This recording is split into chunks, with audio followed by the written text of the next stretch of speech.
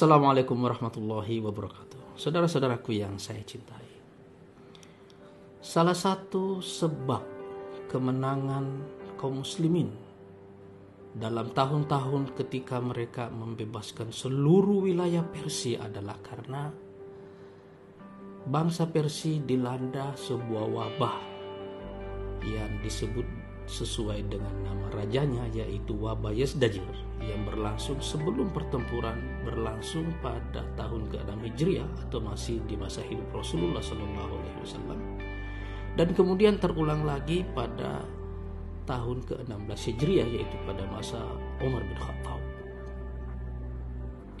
Wabah itu mendemoralisasi tentara Persia karena banyaknya angka kematian, juga meruntuhkan perekonomian mereka. Sebaliknya, salah satu sebab mengapa revolusi Abbasiyah akhirnya bisa meruntuhkan Khilafah Umayyah yang berlangsung dari tahun 41 Hijriah sampai dengan 131 Hijriah. Karena dalam kurun waktu 90 tahun itu telah terjadi wabah sebanyak 20 kali.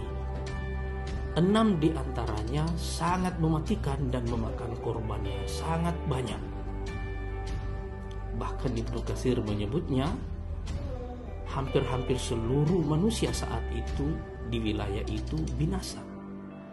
Karena terkadang sesuai dengan riwayat para sejarawan, dalam satu hari angka kematiannya bisa mencapai 70.000 orang.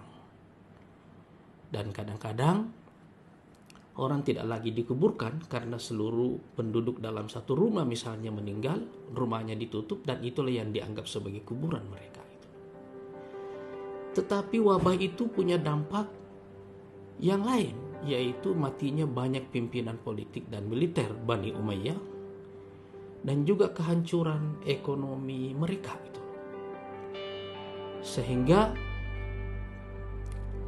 ketika pada tahun 132 revolusi Abbasiyah bangkit, seketika Khilafah Umayyah runtuh.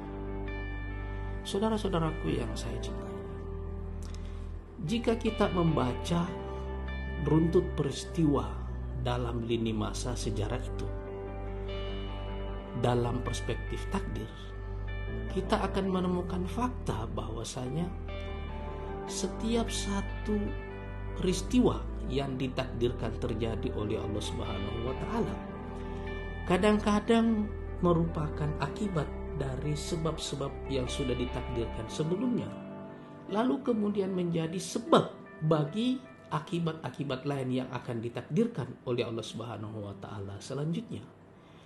Tapi sebagai manusia kita baru bisa membacanya ketika kita meletakkan semua peristiwa itu dalam suatu rangkaian lini masa yang kita sebut sejarah. Saudara-saudaraku yang saya cintai, untuk itu dalam setiap krisis besar yang penuh dengan ketidakjelasan dan ketidakpastian, kita harus membuka pikiran kita dan menyiapkan mental kita untuk semua kemungkinan, untuk semua skenario, mulai dari yang paling baik sampai dengan yang paling buruk. Itulah makna-makna yang diajarkan oleh Allah Subhanahu wa taala dalam banyak ayatnya. Misalnya ketika Allah Subhanahu wa taala mengatakan dalam surat At-Talaq, la tadri, kamu tidak pernah tahu, la'allallaha yuhditsu ba'da dzalika amra. Boleh jadi Allah Subhanahu wa taala menciptakan peristiwa lain sesudah itu. Lalu kemudian Allah Subhanahu wa taala mengatakan, wa ma tadri nafsun, dan tiada jiwa yang mengetahui madza taksibu gada, apa yang akan dia lakukan esok hari. Wa ma tadri nafsun bi ayyi ardin tamut, dan tidak ada jiwa yang mengetahui di bumi mana kelak dia akan wafat. Dan kemudian di dalam surat Al-Jin, Allah Subhanahu wa taala menceritakan pernyataan bangsa jin yang luar biasa sopannya.